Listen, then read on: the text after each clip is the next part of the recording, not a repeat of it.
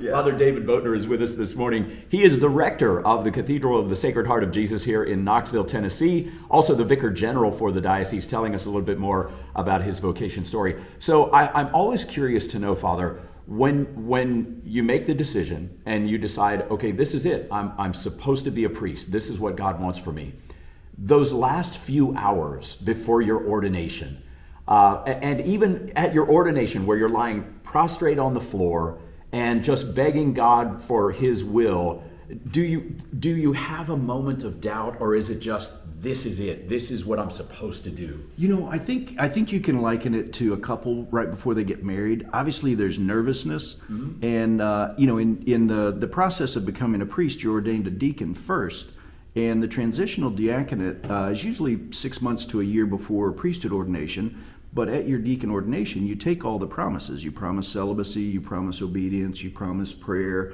And so I remember before my deacon ordination, I was staying at my parents' house, and they have a beautiful house with about 2 acres of property. And, you know, they've got this big yard. And the day before my ordination, I got on my dad's lawnmower and started mowing the yard. And I think I mowed it 3 times.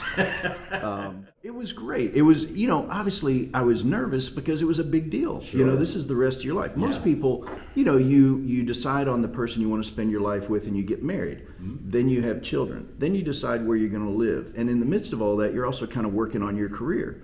For a priest, you're doing all at once. Yeah. You know, it's where you're going to live for the rest of your life as a diocesan priest, because you're connected to a physical, geographic location. Right. It's who you're going to serve. It's what you're going to do. And so all that was combined together. So I was definitely nervous. It was a big deal, and so I knew it was important. I don't think I was afraid. I think it was more just trying to absorb the reality of what I was doing and what God was going to do in me. And I remember after my priesthood ordination, the bishop ordained me, and the way we did it is after you ordain, you went and sat next to the bishop after the ordination rite is finished while they're preparing the altar. And I remember sitting down next to the bishop and going, "Hey," and he looked at me and said, "What?" I said, "I'm a priest." And he said, "Yes, you are."